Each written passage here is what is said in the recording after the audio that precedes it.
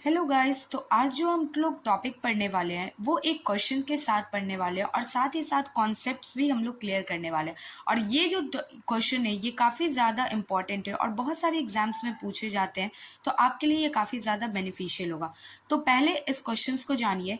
And astronauts from the moon surface will observe the sky as, मतलब एक astronauts जो होते हैं वो मून सरफेस पे जब जाते हैं तो वो क्या ऑब्जर्व करते हैं, वो हमारा स्काई कैसे ऑब्जर्व करते हैं हमारे स्काई को, कि क्या उस स्काई का कलर ब्लू है, वाइट है, ब्लैक है या रेड है। ठीक है, तो ये जो कॉन्सेप्ट है ये हमारा एक फिजिक्स के पोर्शन से आया है, जिस टॉपिक का नाम है हमारा लाइट स्कैटरिंग। ठीक है, इस टॉपिक को हम लोग पहले पूरा with the help of concept सीखने वाले हैं। ठीक है, तो आइए हम लोग जानते हैं और उसके बाद हम लोग इस क्वेश्चन का आंसर काफ़ी इजी वे में हम लोग दे सकेंगे। तो आइए हम लोग देखते हैं लाइट स्कैटरिंग टॉपिक। ठीक है, तो light scattering concept when a parallel beam of light passes through a gas and a portion of it appears in directions other than the incident direction।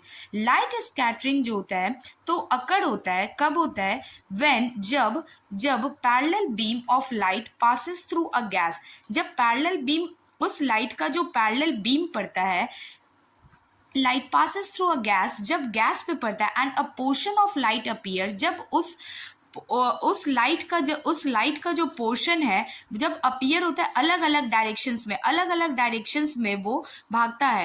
And other than incident direction, जो वैसा direction जो कि direct सन के direction से हमारा आता है। Incident direction that means कि वैसा डायरेक्शन जो डायरेक्ट सन की डायरेक्शन से आता है। ठीक है, तो इसी को हम लोग, this is refers to as light scattering, इसी को हम लोग लाइट स्कैटरिंग बोलते हैं।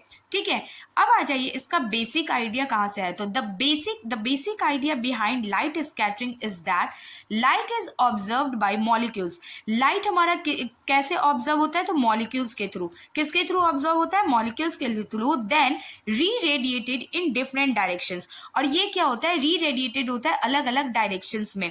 ठीक है, कैसे री रेडिएटेड होता है हम एक डायग्राम से जानेंगे। पहले देखिए, red light scattered the least, सबसे कम जो लाइट स्कैटर्ड होता है वो कौन सा लाइट होता है, हमारा रेड कलर का, याद रखेंगे हम लोग। And while violet light scatter the most, और जो वॉयलेट कलर का लाइट होता है वो काफ़ी ज़्यादा बिखराव होता है, काफ़ी ज़्यादा उसका फैलाव होता है। ओके, उसके बाद देखिए, scattering of light causes the blue colour sky and reddening the sunrise and sunset. ठीक है, अब जैसे देखिए इस डायग्राम को देखिए, सन जो है, सन से जब हमारा इंसिडेंट लाइट आता है, इंसिडेंट लाइट या ऑल लाइट्स आप कह सकते हैं। ठीक है, तो जब इंसिडेंट लाइट आता है और यहाँ पे जब डायरेक्ट सनलाइट का होता है, तो ये जो हमारा एटमॉस्फेयर है, ये एटमॉस्फेयर में बहुत सारे डस्ट पार्टिकल्स होते हैं, बहुत सारे धूल कण, ये सब कुछ होते हैं। तो इससे टकरा करके ये जो ब्लू लाइट है, ये ब्लू लाइट काफ़ी ज़्यादा स्कैटर करने लगता है। Blue light scattered by gas molecules के थ्रू ब्लू लाइट जो है हमारा स्कैटर करने लगता है।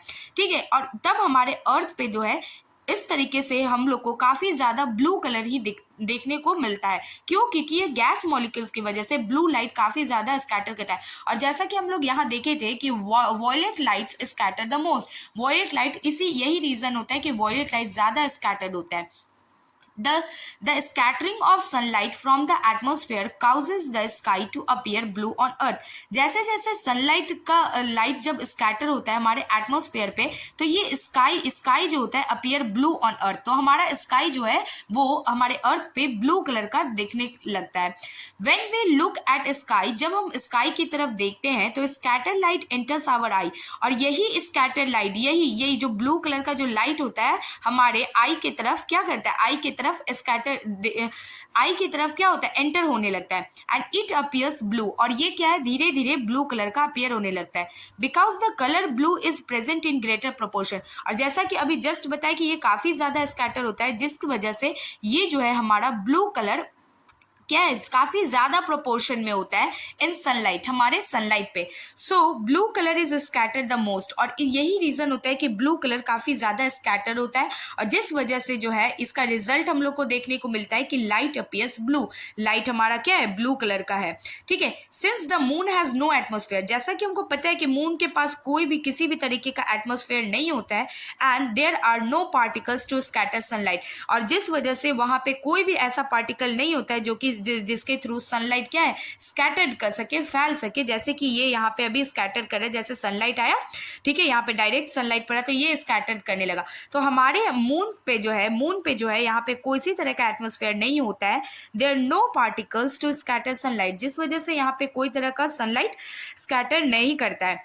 क्योंकि यहाँ पे ऐसा कोई पार्टिकल ही नहीं होता है। क्यों नहीं होता है? क्योंकि यहाँ पे एटमॉस्फेयर ही नहीं है हमारे मून पे। तो यही रीजन होता है कि this is allow the astronaut to see the true emptiness of space, इसलिए स्पेस में उनको काफी ज्यादा खालीपन देखने को मिलता है, and which appears black colour, जिस वजह से जो है हमारे मून का कलर, मून का जो सरफेस है वो ऑब्जर्व करते हैं जब स्काई से तो वो ब्लैक कलर का दिखता है। तो जब हम लोग अब देखेंगे हमारा जो क्वेश्चन था कि an astronauts from the moon surface will observe the sky as, colour क्या हो जाएगा, ब्लू, व्हाइट, ब्लैक या रेड, तो हमारा आंसर क्या हो जाएगा, it's black. Okay, thank you. अगर आप लोग को वीडियो अच्छा लगा हो तो please like, share and subscribe कर दीजिएगा, और थोड़ा सा भी इंफॉर्मेटिव होगा तो प्लीज़ सपोर्ट कीजिएगा। Thank you so much.